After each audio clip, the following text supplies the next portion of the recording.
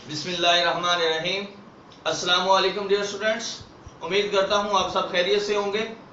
और आज हम अपना टॉपिक स्टार्ट करने जा रहे हैं पंक्चुएशन। और पंक्चुएशन में जो हमारे आज के जो टॉपिक हैं जिनको आज हम डिस्कस करेंगे वो हैं फुल स्टॉप, क्वेश्चन मार्क और एक्सक्लेमेशन साइन। ये फुल स्टॉप, क्वेश्चन मार्क और एक्सक्लेमेशन साइन को इस्तेमाल किया जाता है टू एंड अ सेंटेंस, फिक्रे का इख्तिताम करने के लिए। तो फिक्रे का इख्तिताम करने के लिए, to end of sentence, sentence का इख्तिताम करने के लिए, to end a thought, to end a idea, किसी आइडिया का इख्तिताम करना हो, किसी थॉट का इख्तिताम करना हो या सेंटेंस का इख्तिताम करना हो, तो हमें इनमें से पंक्चुएशन मार्क्स जो है वो यूज करना होते हैं। तो पंक्चुएशन मार्क्स में हमने देख लिया full stop, question mark, exclamation sign, ये यूज होते हैं to end a sentence, sentence का इख्तिताम करने के लिए। और सबसे पहले हमारे पास है फुल स्टॉप। तो फुल स्टॉप को देखते हैं, uses of full stop, full stop के इस्तेमालात क्या हैं। फुल स्टॉप का पहला इस्तेमाल आपने देख लिया, आफ्टर टाइटल, टाइटल्स के बाद जो है वो हम फुल स्टॉप का इस्तेमाल करते हैं। फुल स्टॉप का इस्तेमाल doctor, senior, junior, mister, Mrs, professor, advocate, तो ये टाइटल्स हैं जो नेम के साथ इस्तेमाल होते हैं। तो जब भी इन टाइटल्स को इस्तेमाल किया जाता है तो इनके बाद क्या आ जाता है, इनके बाद हमें फुल स्टॉप यूज करना होता है। तो याद रखें, जब भी टाइटल्स आएंगे तो जो नेम के साथ टाइटल्स इस्तेमाल होते हैं, तो चाहे वो डॉक्टर हो, चाहे वो एडवोकेट हो, चाहे वो प्रोफेसर हो, चाहे वो लेक्चरर हो, चाहे वो मिस्टर हो, चाहे वो मिसेस हो, चाहे वो सीनियर हो, चाहे वो जूनियर हो, तो उसके साथ हमें फुल स्टॉप का इस्तेमाल करना होता है।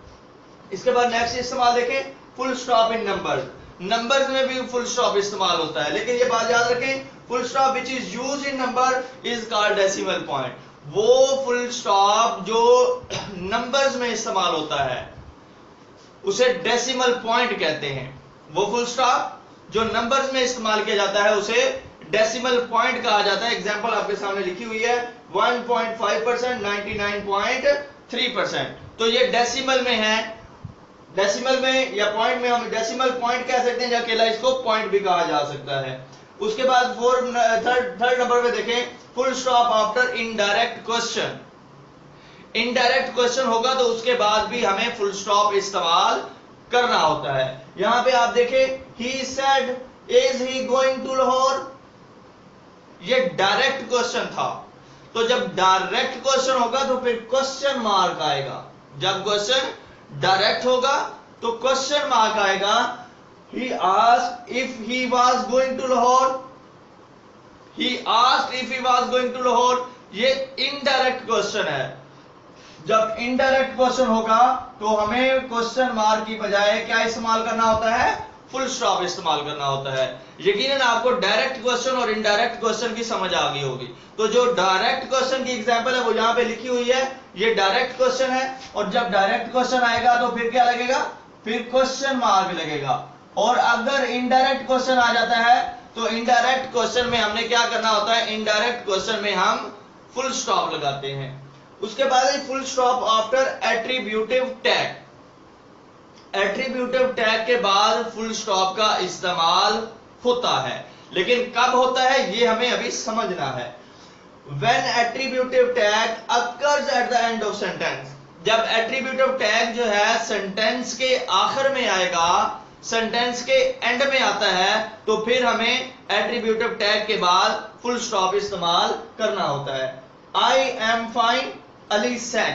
अली सेड क्या था, एट्रीब्यूटिव टैग था। तो एट्रीब्यूटिव टैग कहां पे आ गया, एंड पे। कंडीशन यही है ना, when attributive tag occurs at the end of sentence, I am fine, Ali said. Ali said attributive tag था। तो जब एट्रीब्यूटिव टैग एंड पे आता है तो उसके बाद क्या इस्तेमाल होता है, फुल स्टॉप का इस्तेमाल किया जाता है।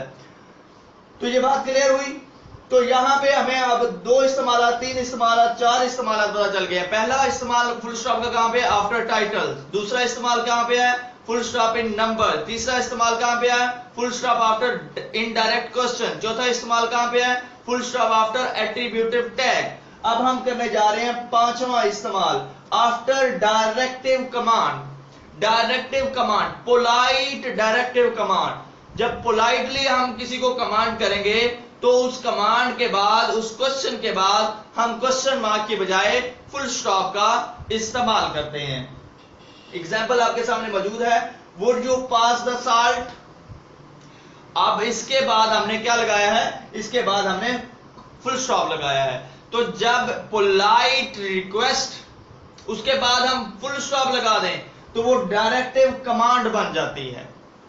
पोलाइट वर्ड्स, जब पोलाइट रिक्वेस्ट या पोलाइट वर्ड्स के बाद हम क्या लगा देते हैं, फुल स्टॉप लगा देते हैं, तो वो डायरेक्टिव कमांड की शक्ल इख्तियार कर लेता है। तो यानी इसका मतलब क्या होगा, would you pass the salt, यानी pass the salt, no other option, no other choice, यानी एक ही चॉइस है, वो चॉइस ये है कि आपने नमक जो है, पास द साल्ट, नमक आपने देना है। अब यहां पे देखें, दूसरी एग्जांपल में हमने क्या लिखा है, would you pass the salt. अब हमने क्या लगा दिया, क्वेश्चन मार्क लगा दिया, यानी हमने चॉइस दे दी है। अगर दे देंगे तो आपकी बहुत मेहरबानी होगी, अगर नहीं देंगे तो नो प्रॉब्लम। पोलाइट रिक्वेस्ट, यानी अगर पोलाइट रिक्वेस्ट के सामने फुल स्टॉप लगा दे तो वो डायरेक्टिव कमांड बन जाती है, और अगर डायरेक्टिव कमांड वाले फिक्रे में क्वेश्चन मार्क लगा दें तो वो पोलाइट रिक्वेस्ट बन जाता है। सेंटेंस देखें, एक ही है, would you pass the salt, would you pass the salt. एक में हमने फुल स्टॉप लगा के उसे डायरेक्टिव कमांड बना दिया, दूसरे में हमने क्वेश्चन मार्क लगा के उसे पोलाइट रिक्वेस्ट बना दिया। डायरेक्टिव कमांड का मतलब क्या है, पास द साल्ट, यानी डू द वर्क, जो काम कहा गया है वो काम करें। जबकि would you pass the salt के बाद क्वेश्चन मार्क है, इसका मतलब ये है कि अगर आप ये काम कर देंगे तो आपकी बहुत मेहरबानी होगी।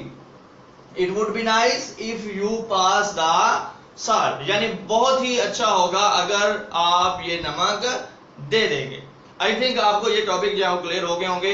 इसमें हमने चीजें कितनी क्लियर की हैं, हम देख रहे हैं फुल स्टॉप, क्वेश्चन मार्क और exclamation sign to end a sentence, ये रिव्यू कर रहा हूं। उसके बाद हमने फुल स्टॉप इस्तेमाल किया। फुल स्टॉप इस्तेमाल होता है आफ्टर टाइटल्स, फुल स्टॉप का इस्तेमाल होता है इन नंबर, फुल स्टॉप का इस्तेमाल होता है after indirect question, full stop का इस्तेमाल करते हैं हम आफ्टर एट्रीब्यूटिव टैग, और फुल स्टॉप का इस्तेमाल करते हैं डायरेक्टिव कमांड के लिए, पोलाइट डायरेक्टिव कमांड के लिए।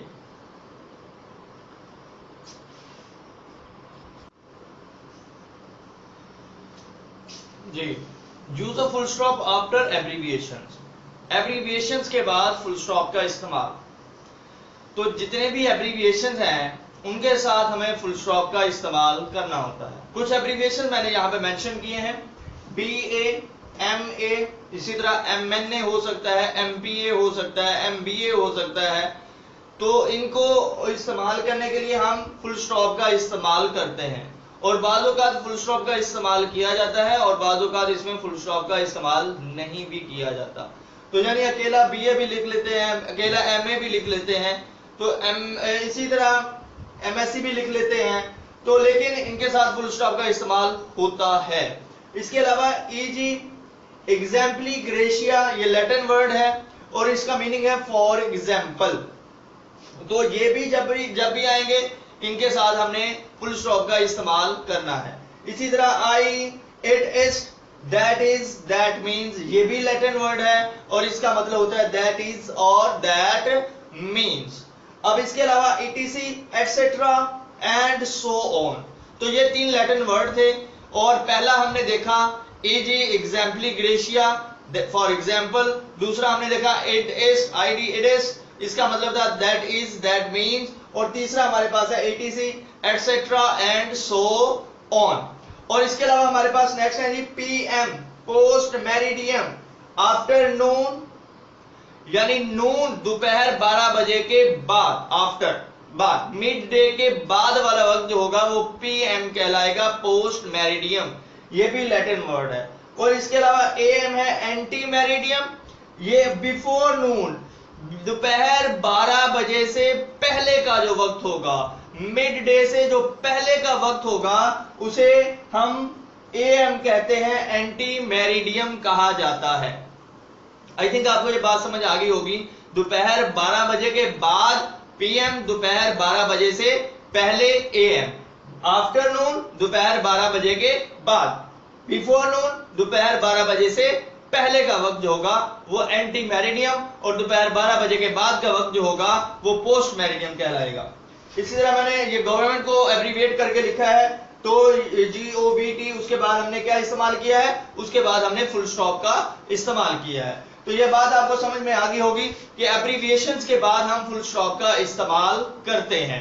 और एक बात मैं छोटी सी आपको बताता चलूं, ये EG, IE और ETC ये जब भी इस्तेमाल होंगे ये स्मॉल लेटर्स में ही इस्तेमाल होंगे। इनका इस्तेमाल कैसे होगा, सिर्फ और सिर्फ स्मॉल लेटर्स में इस्तेमाल करेंगे। और ये BA, MA, MSc, MBA, MNA, MPA ये हमेशा किस में इस्तेमाल होंगे, कैपिटल लेटर्स में इस्तेमाल होंगे, इनका स्मॉल लेटर में इस्तेमाल नहीं होगा।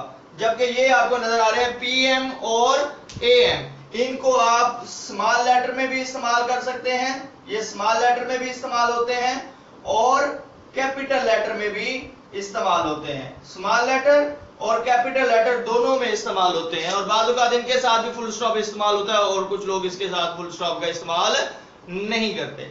तो मेरे ख्याल में बात समझ में आ गई होगी। ये एब्रीविएशन ये हमेशा कैपिटल लेटर में इस्तेमाल होंगे, इनका स्मॉल लेटर में इस्तेमाल नहीं होगा।